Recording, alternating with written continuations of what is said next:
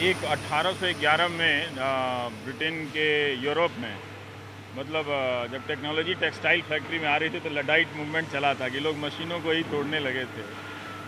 हमने एक फोबिया देखा कंप्यूटर का कि कंप्यूटर आएगा तो नौकरी खा जाएगा, लेकिन हमको लगता है कि हम टेक्नोलॉजी में इतना रच बस गए हैं कि रोबोट को लेकर अब उतना डर नहीं है।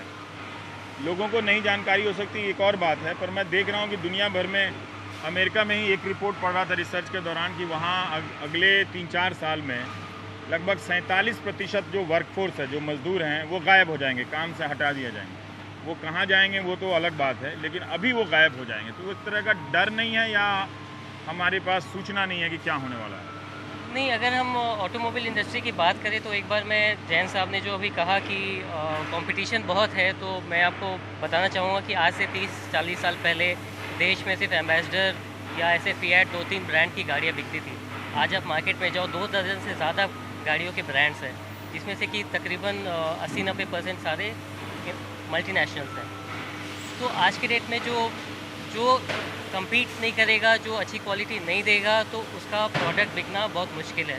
तो आपको क्वालिटी में कम्पीट करना है, आपको प्राइस में कम्पीट करना है, क्योंकि आप अब ऐसा नहीं कि सिर्फ हिंदुस्तान मोटर एम्बेसडर बना रही है, आपको लेना है तो लो, नहीं लेना है तो मत। आज के दिन में आप मार्केट में जाओ, आपको 25 ब्रांड, अनगिनत मॉडल, 100 से ज़्यादा मॉडल आपको गाड़ियाँ मार्केट में मिलेगी। तो अगर आप वो क्वालिटी नहीं दोगे तो आपकी प्रोडक्ट्स को लेगा नहीं। सेकेंडली, आपने जो जॉब की जो बात करी है, तो ये बात सच है, जैन साहब ने भी बताया, आने वाले दिनों में जो जॉब का जो एडिशन स्कोप है विद इन दी प्लांट के अंदर जो जॉब एडिशन का स्कोप है वो धीरे धीरे घटता रहेगा। हम जैसे आपने कहा कि एक कंपनी ने 500 रोबोट लगाए हैं, तो अगर 6 लोगों के हिसाब से अगर जोड़ लें 3 शिफ्ट का, तो लगभग 3000 लोगों की संभावना बाहर हो जाती है, मतलब फैक्ट्री के भीतर से। वो अब बाहर वो कुछ और भी करें, तो ये धारणा अब बदल जाएगी अजय जी कि अगर कोई फैक्ट्री हमारे इलाके में खुलेगी तो लोगों को रोजगार मिलेगा। नहीं, वो तो अब कॉन्सेप्ट खत्म हो गया। वो कॉन्सेप्ट खत्म हो अभी गया। तो जो नया ट्रेंड है वो सारा है ऑटोमेटेड फैक्ट्रीज का। तो सारे दुनिया भर में जो नई मैन्युफैक्चरिंग हो रही है वो ऑटोमेटेड फैक्ट्रीज में हो रही है और मैनलेस फैक्ट्रीज में हो रही है। तो इस तरह से सारा जो नया एवोल्यूशन हो रहा है मैन्युफैक्चरिंग का, वो सारा ऑटोमेटिक रोबोटिक्स के ऊपर जा रहा है। तो एक चीज़ बताइए कि हो सकता है कि आपके सेक्टर में हो रहा है, आईटी सेक्टर में हो रहा है, लेकिन क्या, जैसे मैं चीन के बारे में पढ़ रहा था कि वहाँ की सरकार ने पंचवर्षीय योजना कुछ बना रखी है कि हमें 2020 तक 10 लाख रोबोट बना देने हैं, इस तरह के मशीन। और 2016 में उन्होंने 90,000 रोबोट लगाए हैं अपनी फैक्ट्रियों के भीतर में। क्या हमारे यहाँ ऐसी नीति है क्या, ऐसे कोई, या हम लोगों को पता है, या इंडिविजुअल आप कर रहे हैं, कोई दूसरा हो सकता है कि नहीं कर रहा है, जो लुधियाना वाला फैक्ट्री वाला है, उसको कोई आइडिया नहीं है? इसमें रवि जी इशू ये है कि ऑटोमोबाइल इंडस्ट्री जो है वो ग्लोबली अलाइंड है। बाकी जो रोज़गार हैं हिंदुस्तान में वो ग्लोबली अलाइंड नहीं है। तो हम लोग ग्लोबली अलाइंड हैं, तो हमें ग्लोबल नॉलेज है, ग्लोबल प्रैक्टिसेस क्या चल रही हैं, और हम ग्लोबल लेवल पे compete करते हैं।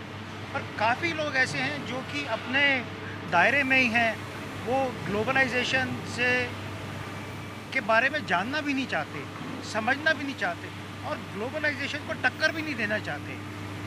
तो इसीलिए उनको आने वाले समय में प्रॉब्लम्स आने की काफ़ी बड़ी संभावना है। उनको पता ही नहीं है कि क्या आंधी आ रही है, हाँ, दुनिया में क्या आंधी चल रही है। आंधी तो चली गई, उन्होंने महसूस नहीं करी। ये हकीकत है, रोबोट अब रियलिटी है रोबोट ना? है, इंडस्ट्रियलाइजेशन है, हाँ। टेक्नोलॉजी अपग्रेडेशन है, ऑटोमेशन है, इंटरनेशनल लेवल की क्वालिटी, इंटरनेशनल लेवल की प्रोडक्टिविटी, इंटरनेशनल लेवल के प्लांट्स, इंटरनेशनल लेवल की हर चीज़ सभी इंटरनेशनल लेवल की हो जाएगी। और जो लोग इसकी तरफ नहीं बढ़ेंगे, हाँ।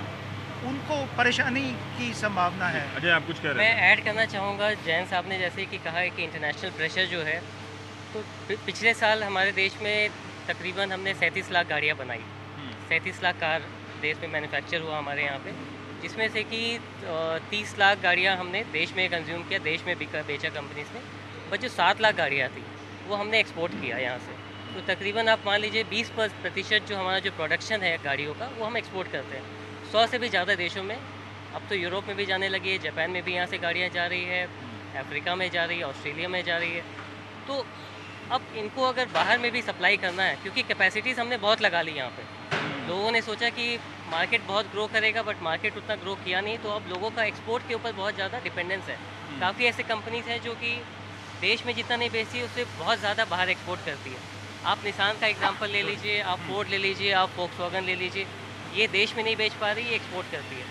तो इनके लिए उस लेवल का प्रोडक्ट बनाना जो कि उनके प्लांट्स बाहर में भी बनाते हैं, क्योंकि ये सब ग्लोबल कंपनी, इनके प्लांट्स अक्रॉस द वर्ल्ड है। तो अगर इनकी प्लांट अगर चाइना में है